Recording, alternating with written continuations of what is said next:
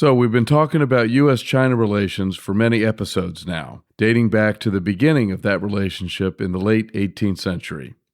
And we have talked a great deal about what the U.S. got wrong about China over those years and why. And now we will draw it all to a conclusion. Welcome to the United States of Amnesia. We are the podcast that reminds us of what we have forgotten. It is often said that history repeats itself. Mark Twain allegedly said that history doesn't repeat itself, but it rhymes. But over time, many topics have become clouded by biases and oversimplifications, or have become mythologized and now are misunderstood.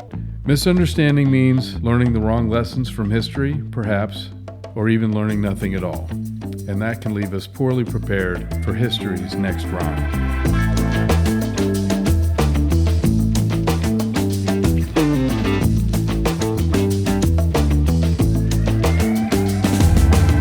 In this episode, we wrap up the Tea, Drugs, and Jesus series with a review of how the United States misunderstood China in various ways during the history of relations between the two countries dating from the late 18th century up until 1972. We then discuss how the United States continues to misunderstand China today and how it similarly misjudges the motivations, behaviors, and actions of many other countries, leading to mistakes and failures, all because of America's lack of cultural literacy and its propensity to ignore or fire experts who tell American leaders things that they do not want to hear about the world around them. Initially, the newly created United States imagined China was this enlightened area where virtue was always rewarded, if not actually ennobled by the emperor, a place of wise and well-positioned people. But as time progressed, and this was higher morality. This was a moral fiction. Yes. Of China. Yes, that's what that was based and on. That's the Ben Franklin quote. That's the Ben Franklin quote, and this was useful in a sense because it allowed people to advocate for that kind of moral government. If China can do it, we can do it. The West can do it. It was not based on an economic or basis. even a real understanding. Well, that's going to be the yes. through line here. But yes. but it wasn't an economic observation that they were advanced technologically, but it was a more moral, educated, virtuous society in which those sorts of people were placed in positions of authority. They do not understand what the Americans do not understand, and the English and the French, who are using China as a kind of literary device. What they do not understand is an imaginary China, as you an pointed imaginary out. China. If it has any basis, the basis is the porcelain plates and other ceramic things that they're receiving, which aren't good historical documents. Travel gazetteers or anything else. Yeah, and some of this stuff is has a factual basis, but it loses its accuracy in the telling of it. I mean, if you look at Enlightenment accounts of places that the Islamic world and also China as well as one of them, it is not factually based at all. It's totally idealistic, and there are the common concerns of a society such as equality, poverty, things like that. They don't even factor into this. Well, also from what you've researched here and told us about, we do need to acknowledge that there was a tradition, as we talked about, a tradition of scholarship in China. It's not like it was completely fictitious, but that wasn't the general population. The general population was mostly subsistence farmers, peasants, very poor people scrambling to get by. That was the majority of the population. Yes, and that is not covered. Yes, and so it's not to say that there wasn't educational attainment in China. Clearly there was. There was a tradition of scholarship dating back hundreds and thousands of years in China. However, that wasn't the real China in its broadest sense. Yes. The real China was something very different from that. And it had nothing to do with greater morality. The Chinese weren't necessarily more or less moral than anybody else. Well, the writings of Confucius and the Confucian schools of philosophy were what drove you into the civil service. But it was it wasn't like there was an actual belief system that's motivating you. It's about memorizing Chinese classics, and it's about actually getting schooled as to how you pass these tests in some cases. There are cram camps where they'll sit you down and try to get you so that you can pass the examinations, because this is a key to not just having your virtue recognized, but prosperity. Prosperity, status, and prosperity. Yes. Yeah. You know, these are things. This is actually what's motivating them. It's not virtue, and this is not understood. So phase one, and this would be like certainly in the U.S. case, late 18th century. You know, Ben Franklin, early Republic times. So our first phase is an overly optimistic and elevated concept of how educated and moral broadly China is. That would be the first phase, wouldn't it? Yes. Yeah. Well, then we have a better understanding that we get, and that's from merchant ships calling in Canton, but just Canton. Your access is limited to China just based on Canton to keep China kind of free from pollution. Then By which you mean foreign influence. Foreign pollution.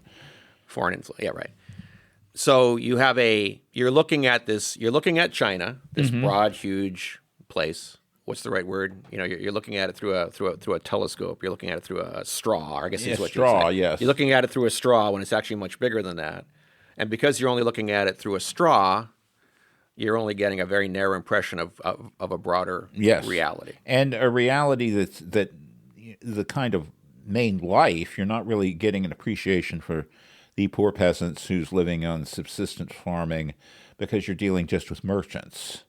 You're not really getting the full scope of what China actually is at the time. Who probably are going to be more prosperous. They're not going to be subsistence farmers by any stretch of the imagination. Well, they're going to have different priorities in life. Yeah. All of that. Yeah. So you're only really seeing that segment of Chinese society. And let's frame the time frame that you're talking about right now. Well, we're talking roughly from when the Empress of China goes there in the 1790s. 1784. 1784, yes, 1784. 84, 85, I think was the voyage. Yeah. Because it was over 2 years, it crossed 2 15 calendar months, I think we said it was. 15, yeah. So you've got that, and then essentially that's the perspective that people have on China up until the First Opium War, which access gets expanded. So we're talking kind of like the middle of the 19th century. So that would be 1780s to 1840. About. That's what you're talking about. Yeah. Now remind us, was this sea cucumber time? That happened in that time. That happened that's in right. that, So we got sea cucumbers, sandalwood, always opium, ginseng, and also furs from seals. Furs. Okay, gotcha. Seal furs, and of course always opium. Well, and we're not doing the bulk of the opium just to keep. We did some opium. We did some opium. The British did most of the opium, but. And opium was, just to remind everybody again, legal in the United States. It was not. Britain. And Britain, yeah. It was a legitimate. It would be like selling aspirin. So at this time we have a mercantile view of China, is what you would say. But again, an overly optimistic mercantile view of China. It was not a realistic one. It was not realistic in the sense that we did not really have a good understanding as to the full extent of what the commercial prospects for China were. We thought it was a vast market with people with lots of money to spend, when actually it was a large, mostly poor market. Yes, with a limited array of elites who could be enticed to become interested in certain aspects of what we would have, but a very limited market in reality to what people imagined it would be. Virtually no middle class. Unless you're dealing with the merchants, and that's who is who you're dealing with. Yeah. So your impression of China is that's who they are. Yes. At this time. But that's not who most of them are. No, that's not. And actually the merchants were kind of held in contempt by the upper strata of Chinese society. And just because of their focus on money and not the higher things, higher appreciations. So that takes us up through 1840 or so. And then we get greater access because of the missionaries. The missionaries are able to get in to China and actually gain greater access to the interior. The Treaty of Nanking gives everybody greater access to China as a result of that. And we make arrangements of our own. And then and because of our own arrangements, we get more of our missionaries over there. Yes. And we actually have some advantages over the British in that we can actually gain access to property, to land, for things like hospitals, schools, missions, churches, Housing.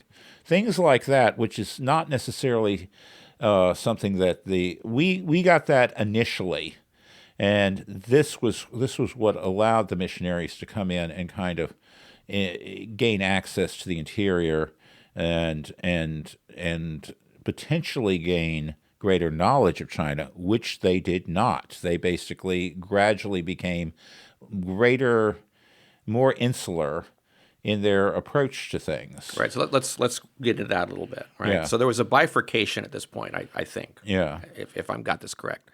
So on the one hand, the merchant people that were going over there, the businessmen, foreign businessmen in China, always were separated from the general Chinese population. They always were in these They're always on the coastal areas. commercial quarters, Yeah. but they also don't live among the Chinese really. They live in the foreign quarter of, Yes. these treaty ports, these Yes. coastal cities, right? So they're doing business with the Chinese, but that doesn't really make you understand China very Yes, well. in China, in Shanghai, which gets founded during this process as a merchant city, as a commercial hub, China, the merchants end up setting up in what's called the foreign concession, in which to this day you still have all of a sudden these Western style mid-19th century buildings in Shanghai that still exist that were designed to serve and promote this sort of insular culture. And you had that in other treaty ports as well. Yes. I remember we talked about Tianjin. Yeah. Tianjin now. Yeah. Had a foreign quarter that was outside the walled city where the Chinese people lived. Yes.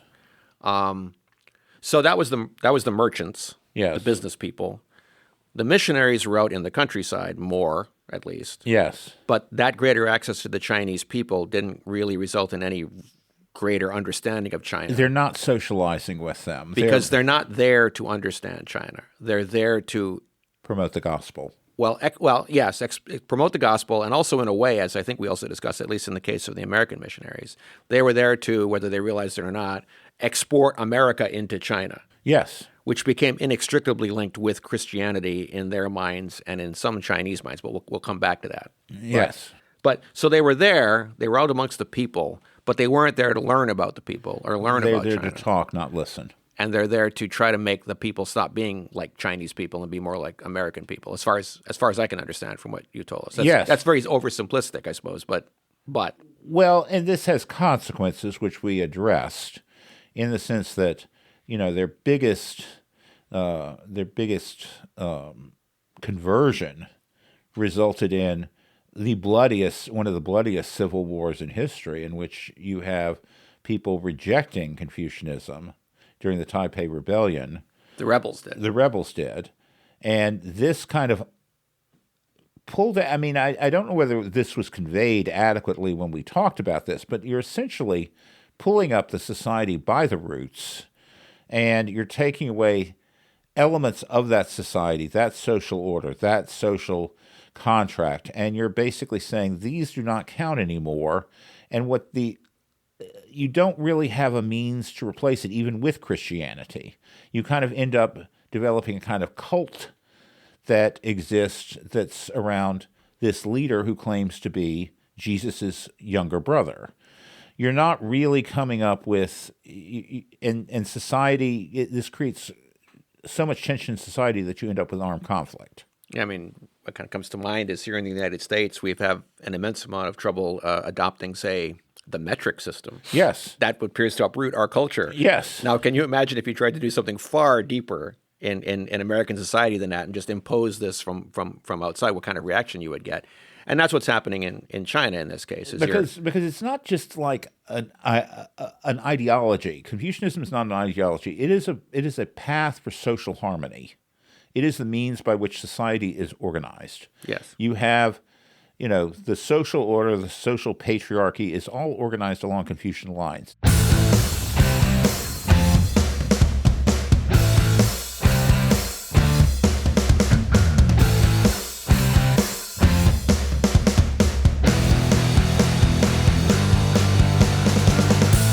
So you're uprooting that. You're uprooting the basic order. Yeah. You're bringing in what for most Chinese people is an alien religion. Yes. From an alien culture.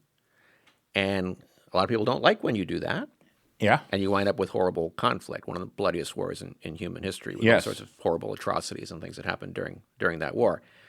So the lack of understanding of China or what you were doing, and I remember when you talked about it, you mentioned like the Star Trek Prime Directive. Prime Directive, yes. Like, Not to, damage or destroy the cultures you encounter on other planets. And in this era, China might as well be another planet as far as Americans are concerned. They're violating that Prime Directive and resulting in terrible results. there were consequences to the missionaries coming in that kind of undermined the fabric of society.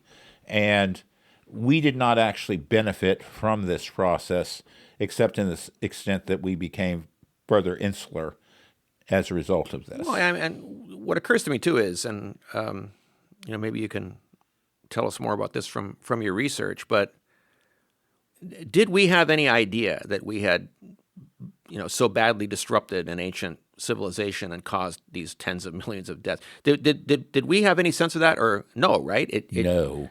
The idea just was, Chinese people are barbarians who do things like that. They're like, they need more Christianization to get past that. And eugenics. Unfortunately, that was the attitude of most missionaries in the world. Yeah, we need to double down. Reinforce this reinforces the need for us to do this. The gospel. Yes, we're converting people to the promised land, to heaven. Well, and also there's this impulse, because back then, before we had the whole myth about, Israel bringing about the end times, we had the myth about China bringing about the end times, in which if we preach the gospel in all the countries of the world, this would bring about the second coming of Jesus.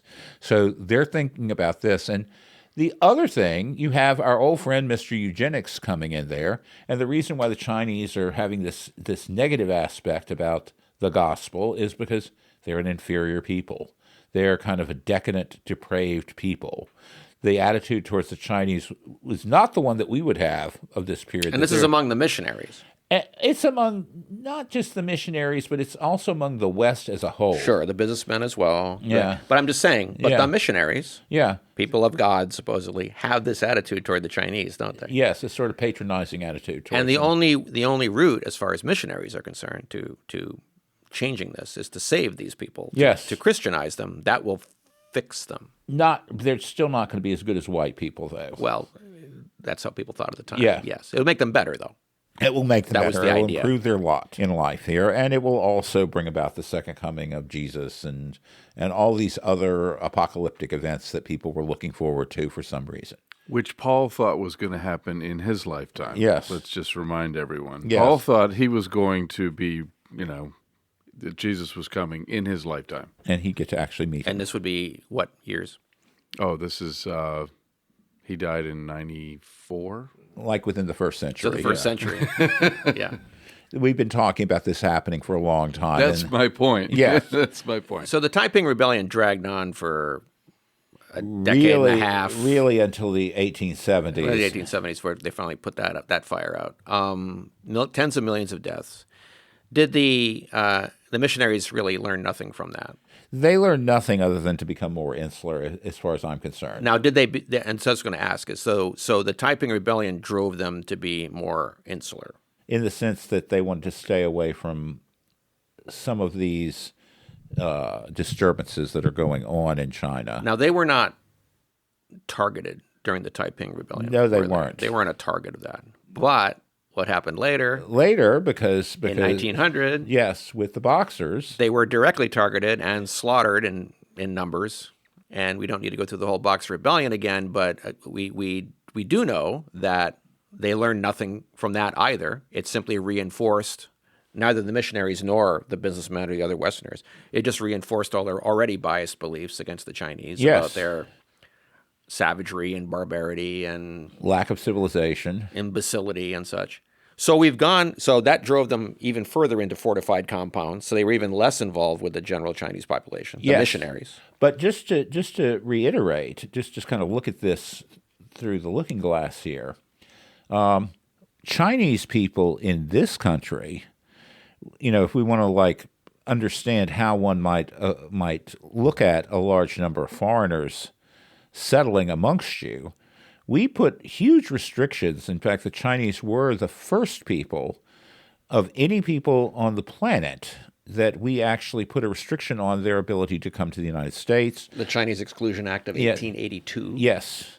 So for some reason, we're having a sort of lack of awareness here that we're having all these problems with Chinese people coming into our country, but for some reason, they're not seeing why they might have a problem with all these other people coming into their country, into China. So it's a colonial kind of an attitude. Yes. Right? It's not okay for them to come here, but it's fine for us to go there. Yes. It's not okay for them to come here and make money, but it's fine off of us, but it's fine for us to go there and make money off of them.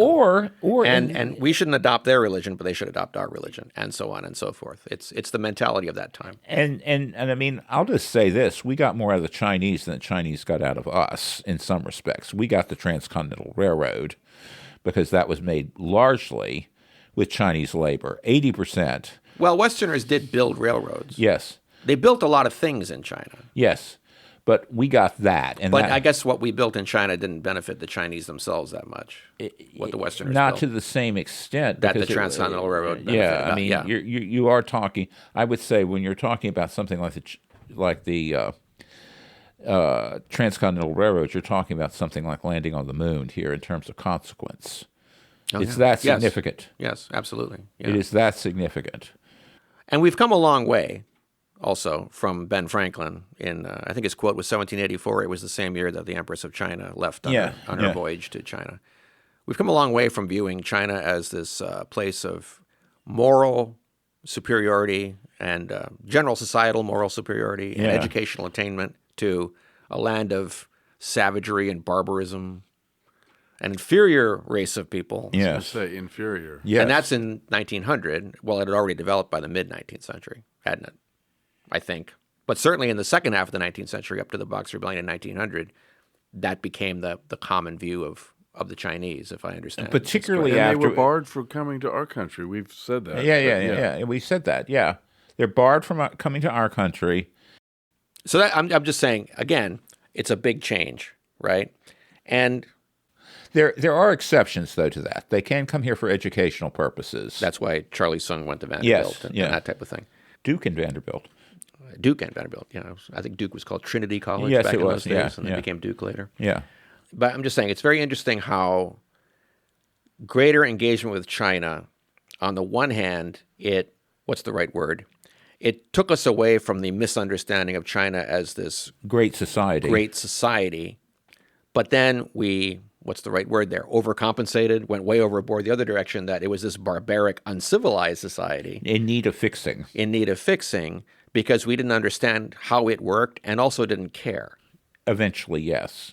I mean, this is the colonial attitude. By the second half of the 19th century, certainly that's the case. It's a nice place to buy things from, cute novelty things that, fill like the Museum of Fine Arts in Boston and other places, here in Washington, D.C. We have a large number of Chinese and Asian artifacts that we picked up there, and we thought these were wonderful, but they're not a serious people. They're producer of knickknacks and tchotchkes and things like that add a certain exoticism to your home or your museum. And you had mentioned also that the appreciation that the three of us grew up with in the 70s of Chinese technological and scientific achievement back in what in Europe was medieval times. Yeah. Mm-hmm. Did not exist at that point. No, it didn't. That didn't come along until the 40s with Joseph Needham. So at the time,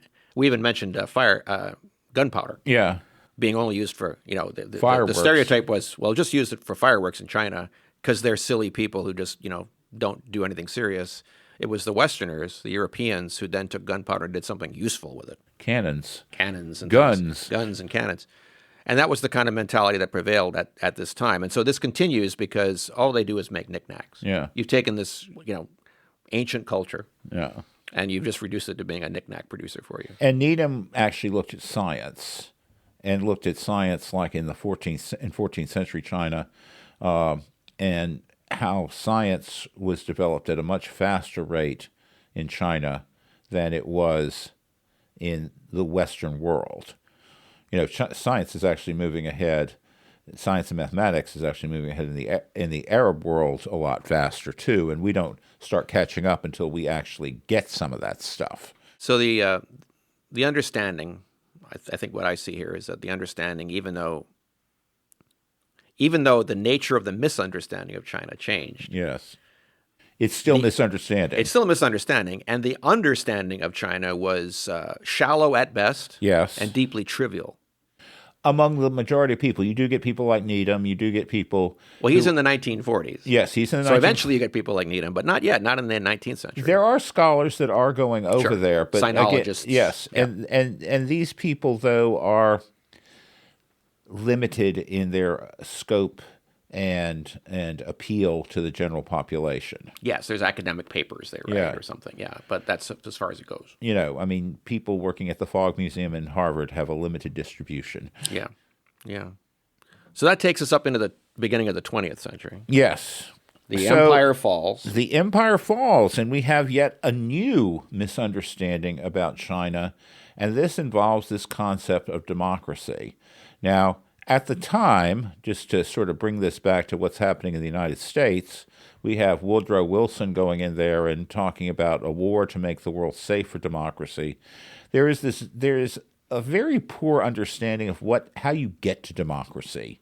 It's sort of like something that just happens spontaneously, something that we haven't quite gotten rid of.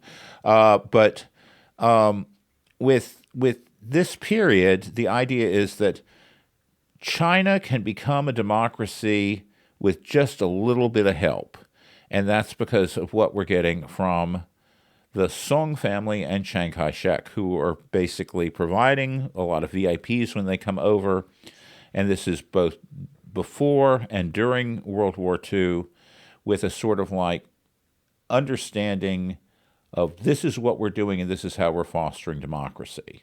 But you have a country that is still 80% illiterate, and I would just argue literacy is one of these preconditions to democracy, to be able to kind of understand the intricacies of the political system. And without it, you can't really get there. And so what developed at this time, the Christianization issue is still there. And it is believed that because the Songs and Chiang Kai-shek are Christians, that they will Christianize China. This is the quick route, the sort of illusion that people had that leadership could actually influence the general population. There is that, and then there's also the idea that China can become a functioning democracy virtually overnight. And these two are tied together, though. Yes, they are. In the minds of at least some Americans, activist Americans. Yes. Well, now adults, but children of missionaries who had grown up in China. Like Henry Luce. And Probuck. And they came and they, offered their vision of China, but certainly in Luce's case, more... I will say Probuck had an idealistic view of Chinese peasants, but she actually had probably more of a realistic view and understanding of China than Luce did. Yeah, Luce was a different animal. He was involved in the Christianization of China. He remained committed to that. And from your research, I think what we've discovered in the course of this series is that those two things, becoming a democracy in order to be a republic. Yeah. Maybe I should say three things: becoming a democracy, becoming a republic, and Christianity, Christianization, were all intrinsically tied to each other. At this point, yes. At this point.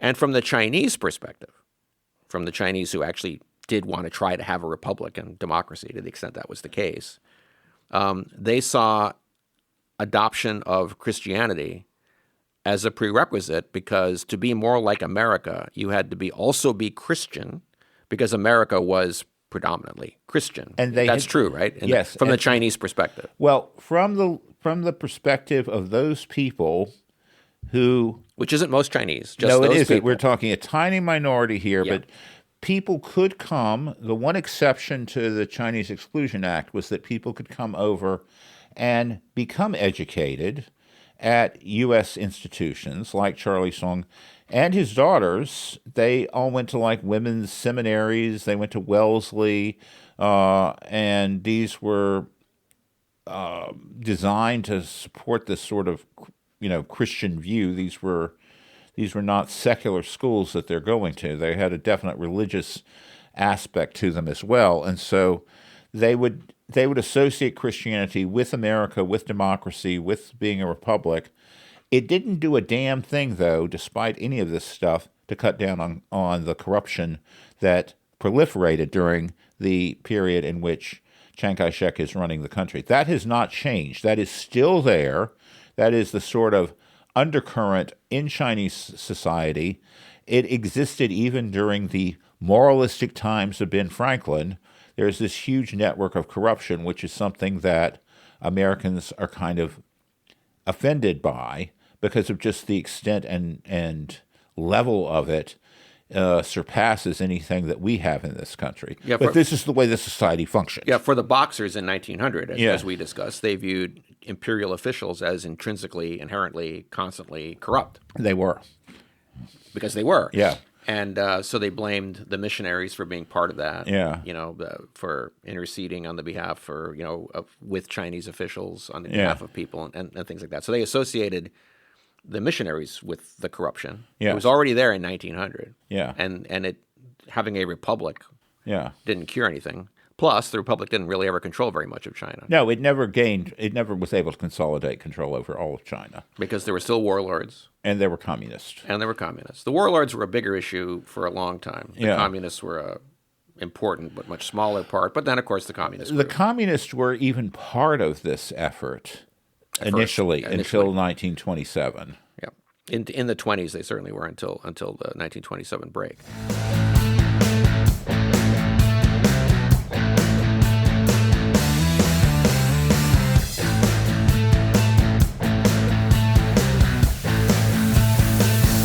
So we have we still have this issue of China becoming Christianized, and it's not not very clear how much China actually wants to become Christianized. Because you're looking through a straw in a way, aren't you? Yes. Because all you're doing is you're looking at Chung, the Sungs. Yeah. They're telling you things that you want to hear about Christianization. You're believing them. And you're assuming that what you're seeing through them, that's the real China.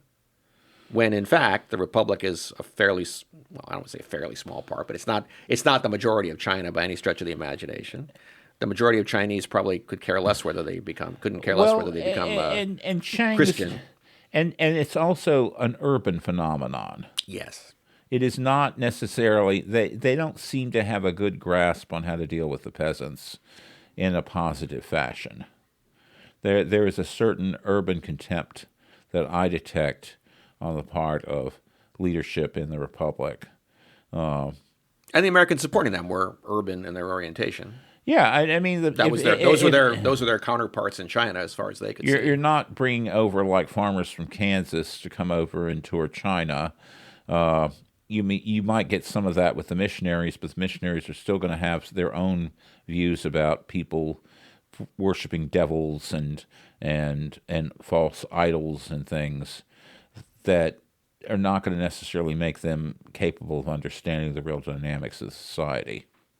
Yeah, so you still have what is really a very shallow view, and you're making an assumption that China is headed in a certain historical direction. Yes.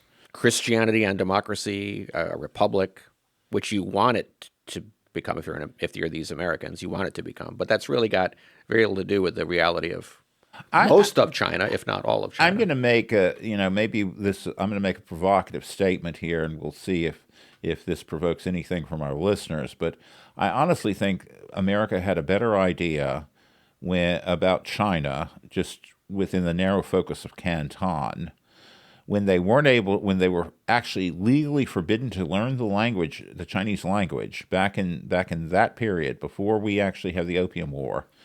Before 1840. Yeah. That we end up with subsequently. And I feel like what happens is expectations and imagination and wishful thinking take over.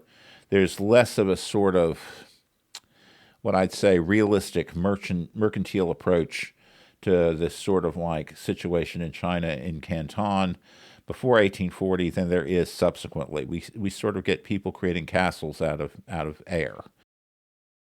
Now, we have another interesting inversion that goes on in this period. So what I mean by that is the first inversion was when we went from them being, in Ben Franklin's time, a supposedly moral and highly educated society, to then being this barbaric, vicious society That needs help. That needs help over that 120-year period.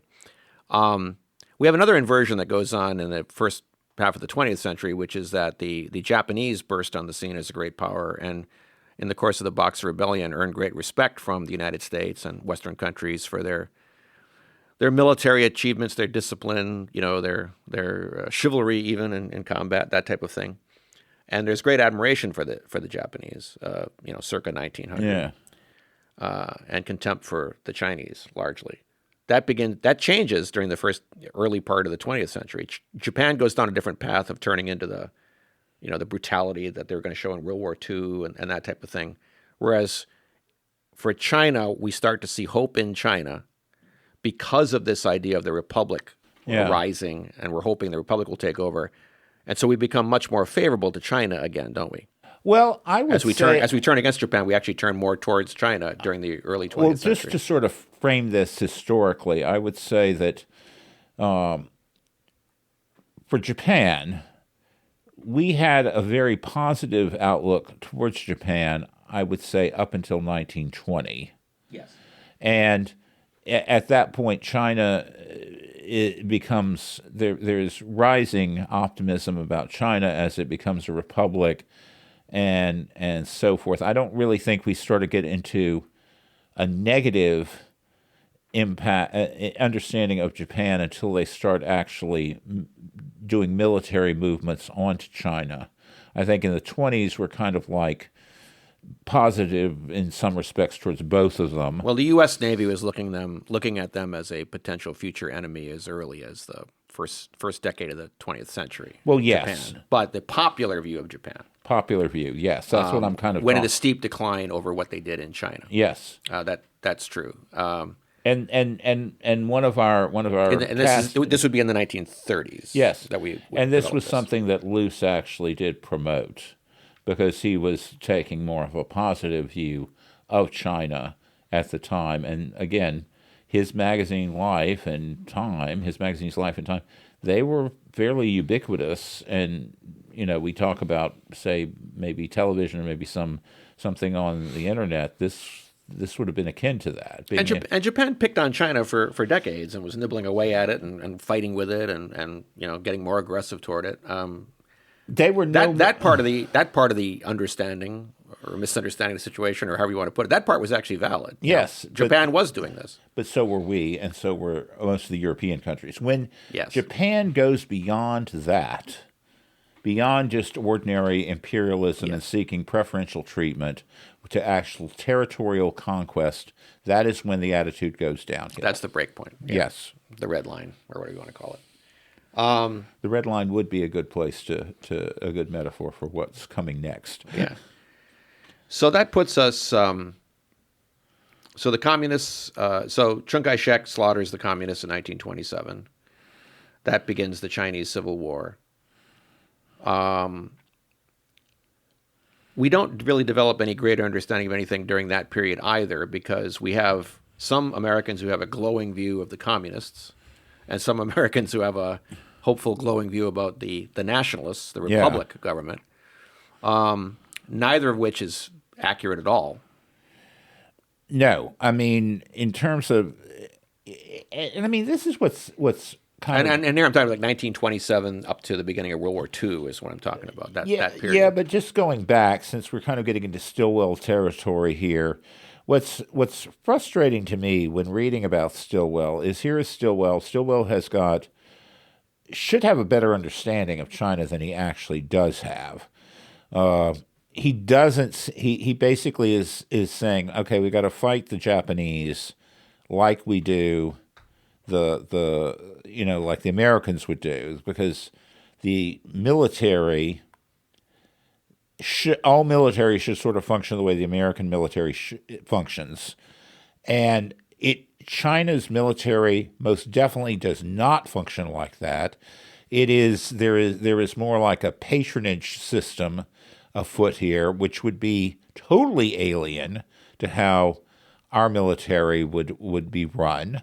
Which is top down. Yeah, it's top down, but it's also like Follow orders. Yeah, but you're not necessarily trying to appease commanders. I mean, like even with Trump, you wouldn't have Trump saying, "Hey, I'm going to make sure that your guys get these new tanks or new ships because I'm looking out for your formation here, and you've got my back here." That doesn't work that way. You get an order, like you said, and you have to follow it. And this is how a professional military works. In the United States military, you're a more important general or admiral because of your rank and of the assignment that you have. And your motivation is loyalty to the country and the Constitution. And the Constitution and the orders of the commander-in-chief and all of that.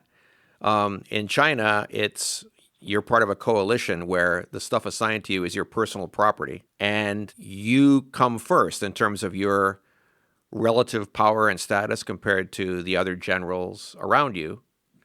And your loyalty may not be to the republic government. It may be to a warlord. It may be to a provincial governor. You're just allied with the republic government because that's one of the factions in China. Mm-hmm. It's more like a feudal, and we talked about this a great deal in the Generalissimo and Vinegar Joe in the Generalissimo episode, but it's more like a feudal European army in medieval times. Or the Holy Roman Empire.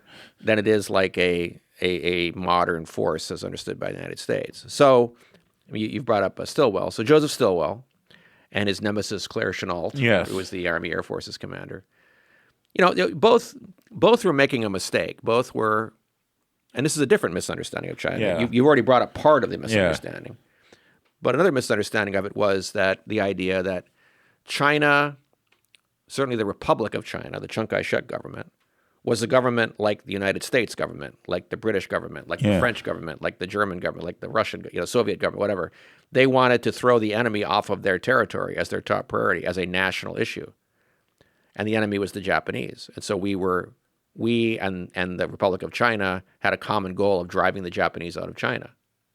And no, we did not. No, we did not. Because that was not what the Republic of China's goals were. It's another deep misunderstanding. The Republic of China's goals were to get as much equipment and aid from the United States as possible. And get them to do as much work for us as possible. Well, and save it up for the future civil war that they planned on fighting, while the United States and the other allies defeated Japan outside of China. And that would make Japan leave. That fundamental misunderstanding is what drove the problems that we had in the China-Burma-India theater, which like I said, we discussed that at some length. But you can see again that the fact that we had a common enemy in our minds still didn't drive us to greater understanding, because we had a common enemy, but we had different priorities in terms of what our enemies were. And in fact, in Stilwell's case, he was not against the communists. He thought the communists were the better choice. He thought the Chiang Kai-shek government was just one faction among many and not the best one, the one that was sort of pro-Nazi as far as he was concerned, the corrupt one. Which is correct in the sense that they did admire the Germans in the 30s more than probably was good for them in retrospect. Yeah. Also, he was being told by the China hands, as they were later called, the U.S. Embassy personnel that were, up visiting the communists and shoving back and forth talking to Stilwell. He was told by them that the communists, and he himself believed this, were, like we said, democratically aligned agrarian reformers who were, as Stilwell said, communist in name only.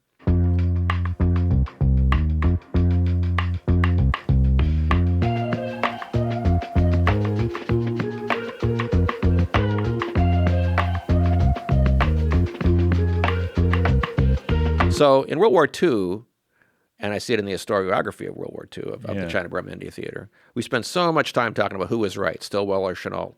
Yeah. A lot of the discussion of it is that. Yeah. We spent so much time talking about, poor Stilwell. He tried to do so much, which is true. He had to put up with so much, which is true. He couldn't get Chiang Kai-shek to cooperate with him, which is true. But on the other hand, you don't see that much discussion of, Well, Chiang Kai-shek was never going to cooperate with anybody. Yeah. That both Stilwell and Chennault were wrong. FDR wanted China to be the Republic of China to be one of the four policemen. That was fantasy. Yes. This was all based on an idea that we were dealing with an allied country that operated the way other allied countries did and had a common war aim with us. None of that was true. And also we should add to this that the leadership of that allied country knew how to play us and how to push our buttons, because they were far more understanding of the society, than we were of them. They'd come to the States. They'd been educated in the States. Yes. At good universities. And they knew Americans very well. Yes, they did. And so they knew they knew how to say the right things to the right people. And they knew how to present what a positive impression they could create when people came calling or when they went overseas. And the other aspect of it is, too, on the one hand, and again, we also discussed this, on the one hand, it's easy to be against corruption in China and say, well, Chiang Kai-shek was corrupt. But it's harder to explain what you would do exactly to get rid of the corruption, because the system required it. Yeah. To get paid, you needed to steal, get paid enough to live, to make a living. You needed to steal in the Chinese nationalist system. Or into the imperial system before it. And the imperial system before it. So it was embedded in Chinese society that this was part of what you did. So, yeah, let's get rid of something that's been around for, I don't know, hundreds of years. How do you uproot it? And suddenly be different so that you can fight the Japanese in the next couple of years here. That's not going to happen. And I mean, this whole idea about, I would like it if people, when approaching a country, would understand this. I mean, I remember in a former life when people in the U.S. government discovered that there was corruption in the Soviet Union / Russia, as though they were totally unaware of this. And I remember saying, have you not seen the Inspector General? This is a play written in the 19th century. It talks about corruption. There's no reason to expect that this corruption has gone away. And there are stories about corrupt officials dating back to the imperial period in China. They're part of Chinese classics. And there's no appreciation of this, that this sort of quaint behavior might be continuing on into the present day. These are fundamental classics for a reason, because they capture the zeitgeist of the country, and unless you see some sort of major change, these habits of thought are not going to change. And then we also, mentioned the FDR's four policemen idea, that China was going to be the Republic of China specifically would be one of the post-war four policemen. There's no way that was going to happen. The Republic did not have that kind of control of China, that kind of power in the world. I mean, it was a fanciful notion that could ever happen. To be honest, and this would be like total heresy and totally something that would not happen. If you were looking for a non-European country that has its shit together, that could function as the fourth policeman, that's Japan. And that's who our enemy is. So there's no way. Which was an enemy, right? So if you were gonna find a country that fit all the criteria to be a fourth policeman, it would be Japan.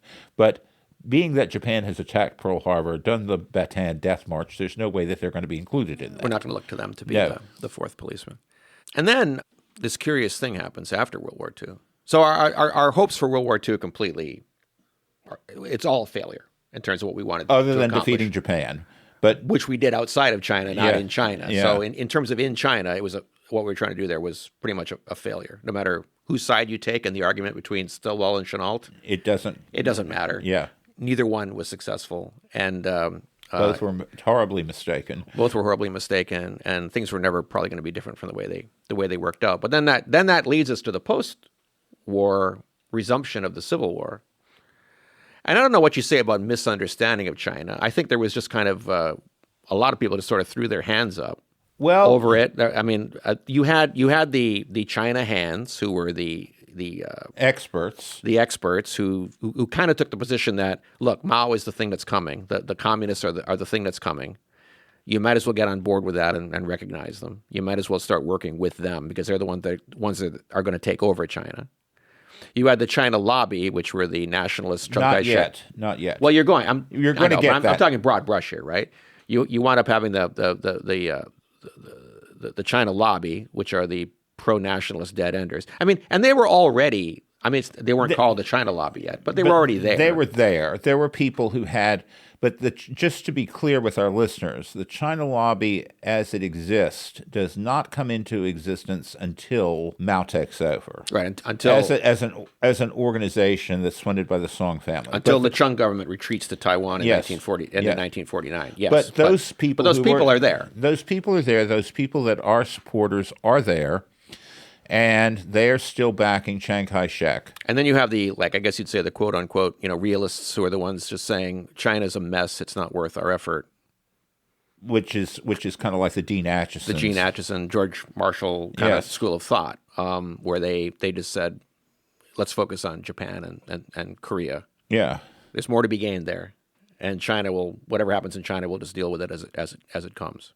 And for so many people, because China had been sort of integrated, concern about China had been integrated into society, this was not the answer that they wanted to hear. This is probably the right answer in terms of we cannot affect the outcome of things. And, what the China hands were advocating, you better get on with Mao because Mao's the coming thing. This was probably the right answer, but it was not the answer people wanted to hear because they had been told, China can become Christian. China can become a democratic country. And the only way this can happen is with Chiang Kai-shek and his wife and their family, who are robbing the place blind. And then that's not what happened because that's not what happened. They wound up being a communist country. Yes, and that was kind of a shock to the system because how does this country that is on the verge of becoming a democracy suddenly become a communist country? Because it was never on the verge of becoming a democracy. Exactly. And because that government you were supporting was only a small part of Chinese society, and it never controlled that much of Chinese territory, and on and on and on. Yes. You were living in a fantasy world about all of that. But you couldn't tell people that. There was a vast conspiracy that took hold, a vast international conspiracy, and this was monolithic communism. Yes. And monolithic communism comes in. And here's the kind of irony. We are trying to affect China. We're trying to make a bigger, better China in some respects with democracy and with Christianity. In the end, China ends up impacting our society, and not in a positive way, because you do have the emergence of the China lobby, and the China lobby comes in and kind of restricts the options that are available to U.S. foreign policy people by insisting that we cannot have any sort of diplomatic ties with mainland China, with Red China. And so everybody's clear on that. So that persists. Up until the 70s. Yeah, so the Chung government, the Republic of China, retreated to Taiwan in December of 49. It's still there today. It's not Chiang Kai-shek anymore, but the Republic of China is still there on Taiwan to this day. It retreated there in December of 1949. Because the Chinese quote-unquote volunteers intervened in the Korean War in November of 1950, that so angered us with the People's Republic of China, the communists, that so alienated from us, from them, however you want to put it, that we did not speak to them. Did not speak to them for something like 20 years after that. Two of the largest countries on earth did not speak to each other for like 20 years. And we maintained the fiction that the real government of China was the Republic of China government, which controlled only Taiwan, and to this day still controls only Taiwan. There is an episode that takes place in the 50s in which there's a meeting in Switzerland involving Indochina and what's to be done about Indochina, and you can't really have that without having representatives from Red China. And let's make sure everybody understands. Indochina is Vietnam, Laos, and Cambodia. It was the colony of French Indochina from the late 19th century until 1954 when the French were kicked out. But that's what Indochina is. This is 1955 when we're having this meeting. And Secretary of State Dulles, who was huge anti-communist, didn't quite understand it, but he knew enough not to like it. His brother was head of CIA, Allen Dulles. They were huge anti-communists. And he was John Foster Dulles. He encounters Zhou Enlai, who is the foreign minister of China And the number 2 man in the government. government of People's Republic of China. Yes. Communist China. And he refuses to shake hands with him or have anything to do with him. It's a calculated act of diplomatic rudeness. Then that is what people feel. That's what people feel. We were very angry with them. Yes. For what happened in the Korean War. And we took a long time to get over that. yes. But also, just to lay out the timeline for people, just to make sure everybody realizes this. So the Chiang Kai-shek government retreats to Taiwan in December of 49.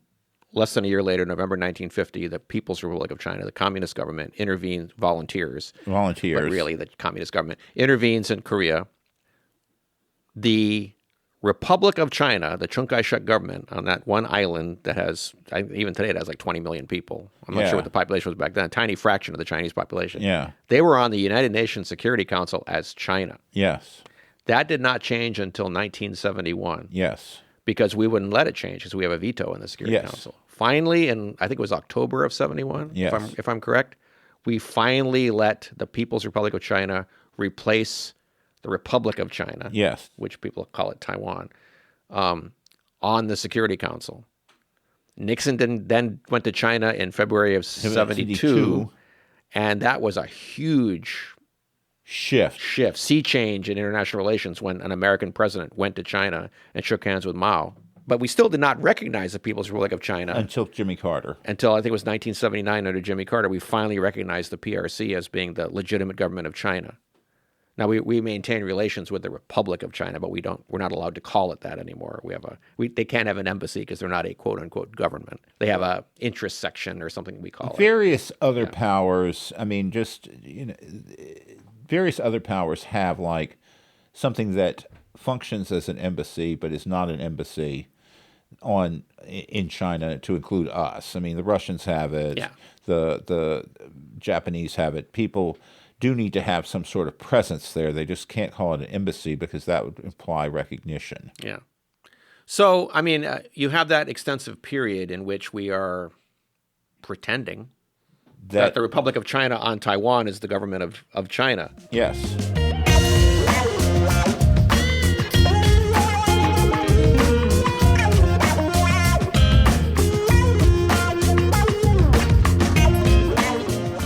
I mean, the other misunderstanding that I see in that period is just that China was part of monolithic communism. Yes. There was a unified international communist movement that was trying to take over the world. It took over Russia and made it into the Soviet Union. It had taken over North Korea. It had taken over China, communist China, as we called it in those days, or Red China, as we called it then. It had taken over Mongolia, although nobody paid much attention to that. One should never ignore Mongolia. Yeah. Now it was moving into Indochina. Yeah. That area, right? So you had communist movements in Laos, you had them in North Vietnam, and so on and so forth.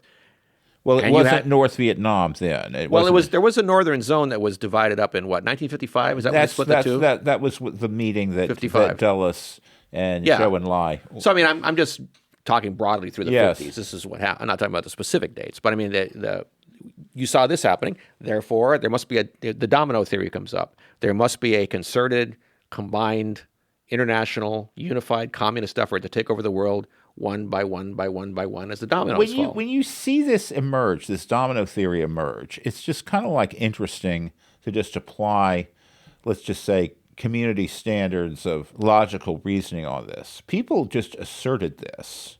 There is no evidence that there, your basis for saying that there was, that this would be how things would turn out was not necessarily, there was no real evidence for this other than they're saying, oh, this is like World War II and this is like Hitler taking over, Europe.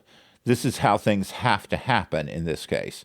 Domino theory is interesting, and some parts of it did happen. Some parts of it did happen because we helped it happen, say in the case of Cambodia, during Vietnam, when we went in and destabilized that whole place looking for Viet Cong, and then it goes communist. But it's like there's no evidence, there's no like you would think that for something that dominates our policy for so many years, that there'd be something other than this is how things have to happen because this is how things do happen. There's no intellectual vigor to that. Well, so And I remember when we did the America First series, Blake, remember? Marshall brought up the Russian Revolution. Mm-hmm. And you said it frightened the whole world. I think I'm quoting you, right? That frightened the whole world back in 17, 18, 19, 20, 21, Russian Civil War, that period. That created the great boogeyman of communism. Yes. And the great boogeyman of communism has scared right-wing Europeans, moderate people as well, not just right-wing, Americans, most Americans, ever since that time.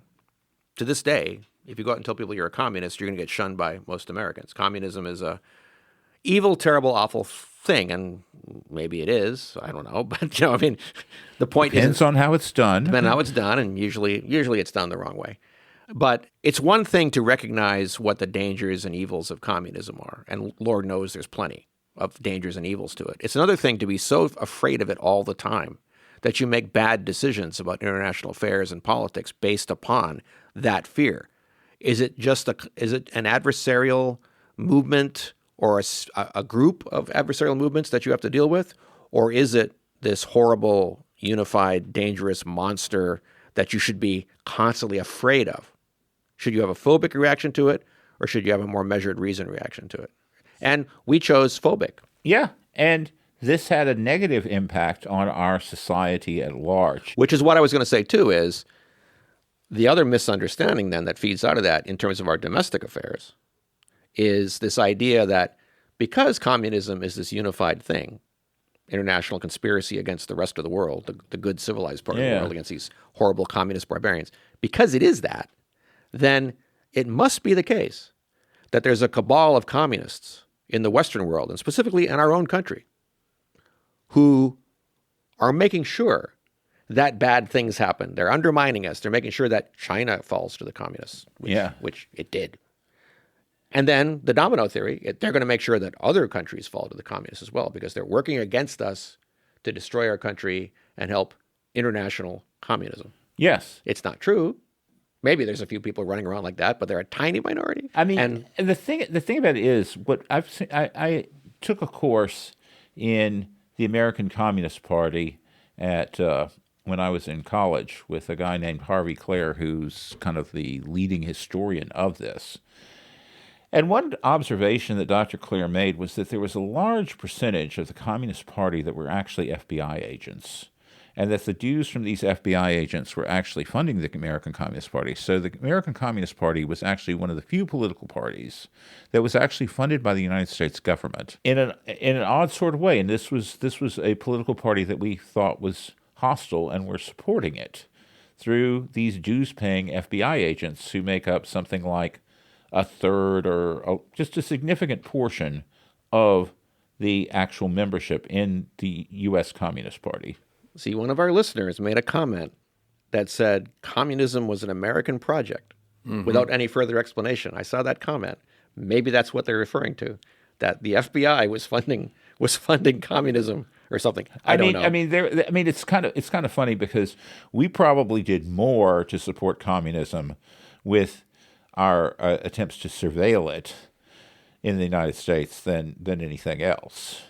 Well, yes, and you said a short while ago that we were trying to influence China, but China wound up influencing us more. Yes. Because the Red Scare against supposed communism in the United States, and the separate but very much overlapping Lavender Scare, trying to go after homosexuals in the United States. Who by nature, and this came out of like Burgess and McLean, it was felt that homosexuals were uniquely likely, if not to be blackmailed, then to be have positive feelings towards communists. Yeah, for some reason. I know. I mean, it doesn't make sense to me. Of all the things that you're going to say, that homosexuals are inclined towards communism, that just seems ridiculous. But this is J. Edgar Hoover. I looked into it a little bit. In fact, I put it on the in the images gallery blog on our website for this series. I did find a picture of Joe McCarthy and Roy Cohn together. Right? Yeah. I wrote a caption for it, and I drew this out of sources I looked at very quickly about the topic, and I just said, you have to understand that in the 1950s there was a stigma against homosexuality, and the idea was that homosexuals were morally weak people That's why they indulged in homosexuality. They were morally weak, and being aberrant made you more likely to fall for aberrant political beliefs. Yes. Like, say, communism. Yeah. And that was the way people thought in the 50s. It was, and you did have Burgess and McLean to kind of like, yeah, it was widely thought at that time. Is the point, and people like McCarthy and Cohn were able to tap into that thinking. And just so we know who Burgess and McLean are, we're talking about Guy Burgess and Anthony McLean. These were two British spies who along with others, spied on the British. They were part of the British establishment, so they were kind of given a pass, and they ended up defecting to the Soviet Union and living out their lives there. Guy Burgess was definitely homosexual. McLean went both ways here. There was all sorts of. He was bisexual, and so he was subject to blackmail. There's no way you could blackmail Guy Burgess because he was so overt about everything. But the idea was these guys represented typical people who were homosexual or bisexual. Supposedly, that's what kind of drove some of this. And when I mention McCarthy, I'm talking about Joseph McCarthy, Senator McCarthy, Republican of Wisconsin. Yes. Who led the Red Scare famously, right, back in the 50s. And there were Roy Cohn was a lawyer who worked with McCarthy, and he was the most vicious, evil human being that ever existed on the planet in some respects. So Marshall is not a fan of Roy Cohn, and he was one of Donald Trump's mentors. He was definitely Trump's mentor. Yeah. And Cohn was actually also, I mean, Cohn is kind of got like the triple threat. He was out for doing the Red Scare. He was actually on the team that prosecuted the Rosenbergs, and that's what brought him to McCarthy's attention. And he was Julius and Ethel Rosenberg, who were accused of stealing the plans for the atomic bomb and giving it to the Soviets. Yes. And they went to the electric chair for it in 1953. And supposedly Ethel was not involved at all, but they were using Ethel. They were going to execute Ethel as a means of gaining leverage to get more information out of them in terms of the actual organization. Hoping Julius would roll over if they would save Ethel. Yeah. And he didn't. He didn't. And so they both went to the electric chair. And Cohn knew this, and then Cohn went on from there to become a mob lawyer. I mean, just keeping with the same level of integrity. Yeah. And then he went on to mentor Donald Trump in his attempts to keep black people and Hispanic people out of his rental units. But getting back to the issue here, though, so misunderstanding. So, I mean, the fundamental misunderstanding here is that we're talking about here is that China represents a manifestation of the fall of China, quote unquote, the fall of China to communism, represents a manifestation of this international communist movement, which is unified and monolithic, that we have to fight back against. Yes. That's the fundamental misunderstanding there. Yes, and we do have the Red Scare where we get people who can be punished for being communists, but also for supporting left-wing causes, because if you're sponsoring an ambulance for the Spanish Republic in the 1930s, the left wing during the Spanish Civil War, you must be a communist. You must be a communist, or if you oppose Hitler too soon, say in the 30s as opposed to the 40s, you must be a communist. So we see the misunderstanding here, and that misunderstanding is so profound that even after this idea that there is no international communist movement that's monolithic starts to collapse, which would be Marshall in the 60s. It's withering by the 60s. But not before. Not before we get involved in Vietnam. This is part of the thing that drives us, the whole domino theory, to get back to that. The domino theory, which comes from China, that there's this whole series of dominoes that's going to fall in Asia. I mean, this... So we get involved in Vietnam in the late 50s. Yes. I think the official beginning of our involvement is in the late 50s somewhere. Yes. I'd have to look up exactly where. Our major ground involvement begins in 1965. Yes, the Marines land at Da Nang, I think, or something. And that begins the major ground portion, which then lasts until 1971. Yeah. And we don't pull out of that war until 1973. Yes. And then South Vietnam falls in April of 75. But that's the timeline there. That's the timeline there. But we had already, by the time we left Vietnam, we'd already kind of given up on this domino theory idea, or at least it was very much in decline by then. It was a matter of extracting ourselves from it. the quagmire is the word you always use nowadays. By the time we started, it is remarkable just how short the period is where we're talking about dominoes here, like in 65, and then gradually we're realizing maybe 2 or 3 years later that we need to get the out of there, and it's like, I mean, seriously, we totally went in with the false premise for going in there, and this is not doing us any good. It's just it's tearing the domestic politics apart. It totally destroys the Democratic Party, brings about the rise of Richard Nixon coming in there and offering up a secret plan to get us out of Vietnam. And Nixon is kind of like evolved over this period from being like this harsh anti-communist. He was a Cold Warrior. Yeah. Radical Cold Warrior. And there's nothing wrong with being a Cold Warrior, but it's also good if you understand the realities of what it is that you're fighting. And Nixon kind of came to that. Nixon had a kind of come to Jesus aspect of this in 67, and Nixon publishes Asia After Vietnam in Foreign Affairs. And this is kind of, if you want to look at a new Nixon, because Nixon was always, when he was campaigning, talking about there being a new Nixon to indicate that he was capable of evolving. Nixon had kind of like evolved to the point where when he's talking about Asia after Vietnam, he's talking about all sorts of opportunities for the United States with China in that. And so that's kind of one of the aspects of this. And those opportunities are a vast market for our goods. Yes, there are always a vast market for our goods. And here we are again. Yeah. And this was before, obviously now China is a huge economic power in the world. That really came on strong in about the last 30 years or so. Yes. They were not an economically, they were a huge country, but not an economically very important one. They didn't really get rolling economically until the 90s. I'm sure there were precursors before that. Well, yes. That really got rolling in the 90s and has continued to this day. It's a great achievement on China's part to be able to move from what they were to what they are now, and really in such a short period of time. But the idea of the vast market being there in 1972, kind of premature by about 25 years or so. Well, I love John Denver's music. When he went over there, he got a hero's welcome. Well, Blake, who doesn't? I saw that in the John Denver documentary.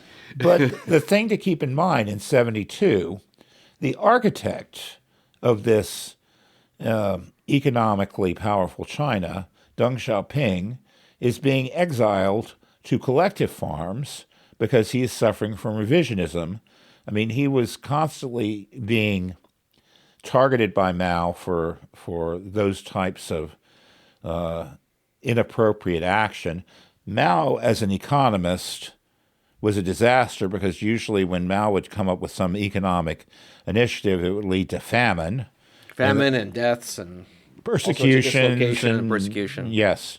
That was kind of like Mao just couldn't get things to work, and so usually when things don't work under communist governments, it's generally because there's a fifth column in there that's undermining everything, and so that's what Mao saw. That's what they claim. Yes, that's what they claim. They don't claim. They don't. It's not that what they're doing isn't working. Yes, it's someone else's fault. Yes, because it can't not work. That's always very convenient.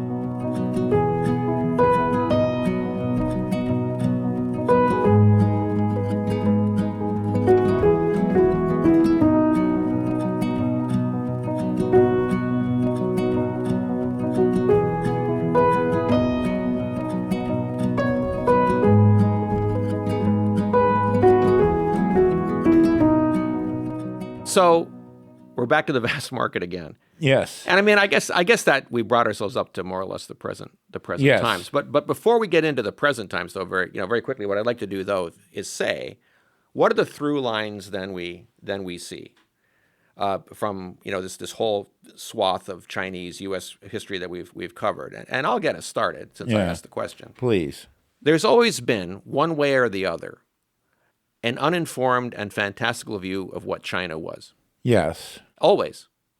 There's never really been much of an understanding of China. I know that we had sinologists, we had China experts, we had people who did understand China, but the basis of the decisions we made or the outlook we had wasn't based on what they knew or and thought. They're looking at niche issues and things that are not necessarily part of that world of the policymaker, the decision maker. So it always kept the influencer. It always kept changing. At first you had it being a moral and educated society. Then we went the other direction, and it was a barbaric, uncivilized, vicious society. But also very hungry for Western goods, Western gospel, Western ideas. You always had the market issue. China was always going to be this big market. We talked about we wanted the open door in China. We were against all this imperialist stuff. We wanted the open door. What was the open door? Well, we wanted to do business in China because there was so much money to be made there. Yeah. So it's always been a vast market, at least since the early 1800s. It's been this vast, late 1700s when the Empress of China went. Yeah. Vast untapped market that we need to get involved in. It is now, but it certainly wasn't through most of its history. Yeah. So there's always that. Then there's this issue of the hunger for Christianity that it apparently had. And democracy. Well, taking one at a time. Yeah. But Christianity. Then the hunger for democracy that it had. Neither one of those was true. Yeah. So both of those were fantastical ideas. A tiny portion of society. A tiny portion. But I mean, China as a whole. China as a whole. Great big country like China. Let me ask this. I mean, to what degree did Christianity spread through the peasantry? You would have missionaries who would go out there, and they would have... When? Basically from 1840 on up to probably 1940, so 100 years, really. Till the Japanese came.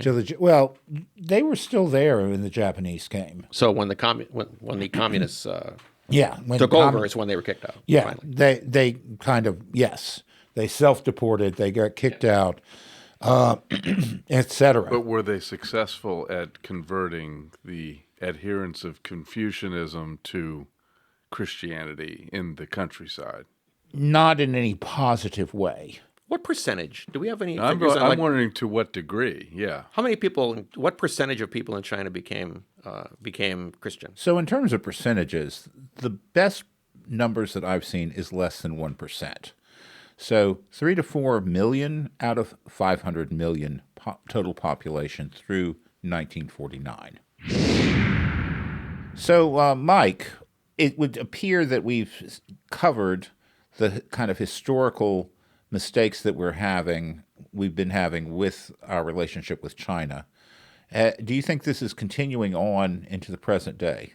Yeah, I think so, because when you think of Roosevelt with his 4 policemen, when you think about the hopes that we had for the United Nations and the UN Security Council, of which China is a member, we keep hoping that we can get the great powers of the world, us and others, to manage the world in a way that we approve of, and critics will say, and in our interest, our own U.S. interest, which is okay, fine.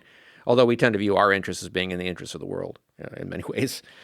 We keep hoping that the other great powers will do that. And so as China became integrated more into the international system, we had things happen like China was admitted to the World Trade Organization in December of 2001. And the hope was that they would then take the same view that we and other countries did, that trade is mutually beneficial, a rising tide lifts all boats, these kinds of issues. But I'm not an economics expert on this, but I understand that there's been a lot of criticism of China because they've actually exploited their membership in the WTO to be more predatory, if anything else.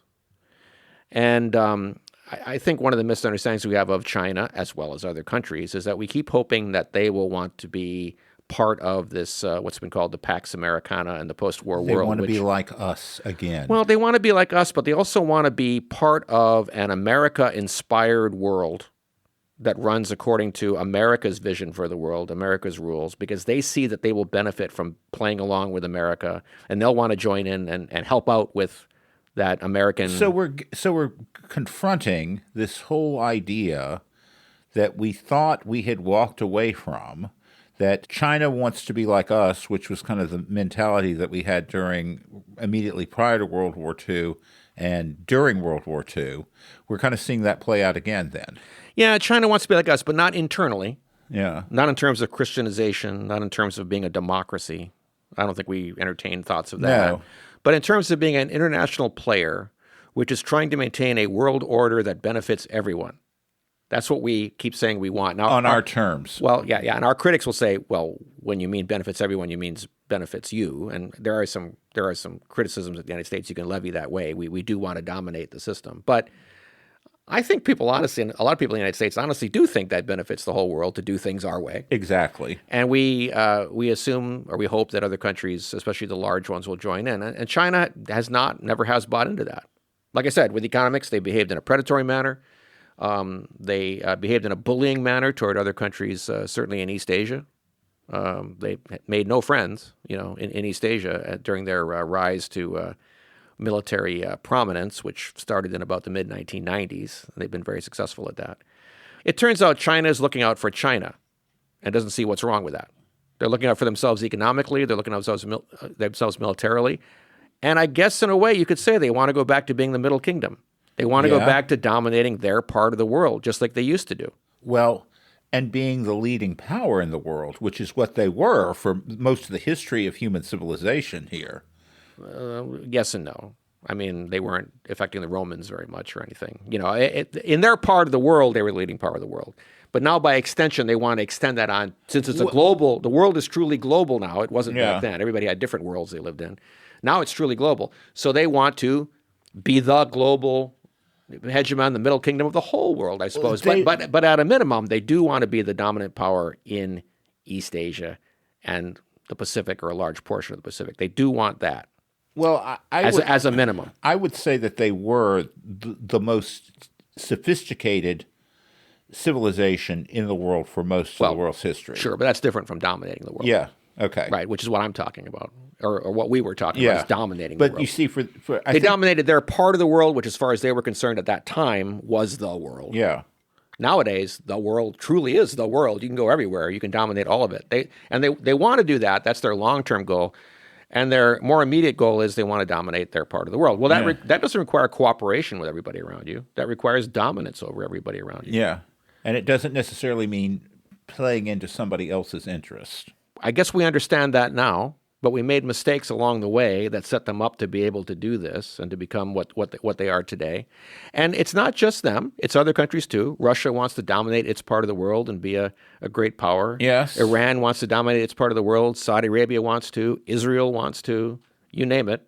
So countries want to dominate a lot of major powers want to dominate their part of the world. They do not want to be part of an American-led coalition that runs the world according to, in their view, America's goals and values and everything. So why don't we transition? And, one of the reasons I wanted to do this examination of China, which has grown much larger than I originally envisioned, I must confess, is because I felt that there were certain key lessons that we could extract from the experience of the U.S. and China that we could apply elsewhere.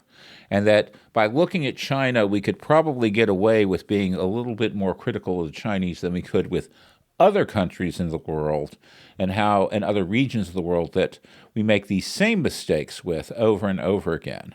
I would argue that, say, we have had this almost Wilsonian disorder of trying to impose our values, impose our vision of the world on other countries since World War I to promote democracy and U.S. interest as being the only way, the best way to do things, that this has been something that we've done consistently, and not just in China, but we've tried to do this in the Middle East most recently, where we had this notion with that we could create a democratic Iraq that would kind of like proliferate democracy all over the Middle East and kind of fix it. And in Afghanistan. And we hope the Arab Spring would result in democracy all over the Middle East. Instead of chaos. In 2011, yep. And because that's what we got, and we're still dealing with chaos, the sort of inability to understand. And this is not like a political partisan issue. Both parties buy into this. It's an American issue. It's an American issue. It's an American problem, if you ask me. We want the world to be like us. We honestly think our way is better. We don't see why other people don't agree with us. And when they don't agree with us, we think that there must be something wrong with them. And their society needs fixing. And then Well, But and we never get into the details of understanding the societal fabric in these foreign lands. Exactly. We what we do is we go in, we step in something very often. We screw things up. Then we get mad at them for not cooperating with us and turning into what we wanted them to turn into. Then we leave. And there's chaos. And there's chaos. They're mad at us. There's chaos. We achieved nothing we wanted to. People died. We spent lots of money and on and on and on, and we didn't get anywhere. And this keeps happening over and over and over again. And it goes to the concept that Marshall is bringing up with us of cultural literacy. Yes. Do you understand the country that you're dealing with? Yeah. And therefore, do you understand how to get your way there or cooperate with it to create something there if you don't have cultural literacy? In the 16th and 17th century. So this is not a new concept, cultural literacy, that we're trying to impose on the United States. I think it's a sensible concept and one that we have failed to grasp here. And in some respects, it is a failure of education. Initially, when we go into China, no one's allowed to learn Chinese, and this is something that the Chinese have imposed upon us and other foreigners who are doing business there. But beyond that I think it's just laziness. I'm gonna be very not willing to be understanding of this position of not trying to understand a place almost deliberately and seeking to kind of take a kind of cultural bias on our own institutions as opposed to what works overseas. Well, and laziness, but I would put it more as ethnocentrism, which look, almost all countries are guilty of ethnocentrism. You tend to look at yourself as the center of everything, and your way of doing everything as the center, as the best way or the center or the way you want things to happen. We're as guilty of that as anybody else. But when you get to be a big power like we are, moving around the world doing things in other countries, then your ethnocentrism can backfire on you big time. And that's what we see going on over and over again. There are other countries that have gone into other places historically, going back to ancient times, in which local conditions were allowed to prevail, and people would go in, say, like the Persians when they went into Babylon. They just said, okay, you can continue to operate like Babylonians. You're just going to be paying taxes to us, and you're going to get better roads. The Ottoman Empire was quite permissive of local. The Romans were. I was going to say the Romans. You pay your tribute or your taxes or whatever, and contribute military forces when we need them, and you can go on and live your life. What we developed in the West in the modern age was ethnocentrism, racism, eugenics, to justify colonial practices, not just in China, but throughout the world. But in my view, ethnocentrism and racism are not really purposeful. I think that for many people, it's kind of the default of the human mind to look at the world that way, that I'm the best and I'm better than those around me who are different. But you don't have to think that way. If you are curious about the world and if you're willing to try, you can learn not to look at the rest of the world that way. And you can learn to take an interest in other societies, other cultures, and other countries. And if you do that, it allows you to overcome the tendency toward cultural illiteracy and overcome the misunderstandings that we have made over and over and over again towards China and toward the rest of the world. That's it for this episode of the United States of Amnesia. Thank you for listening. We hope you learned something, and we hope you discovered new ways of looking at things you had already heard or thought about, or perhaps hadn't heard about. If you enjoyed it, that's great. If we made you mad, that's okay too. Either way, email us at usa.amnesia@gmail.com and let us know what you think. Also, let us know about anything you think we missed or got wrong. We'd like to know about that too. And of course, please like and subscribe and let your friends and neighbors know about us. We also have a website. It's www.usofamnesia.com. For Marshall, Mike, and myself, Blake Hinkey. Till next time.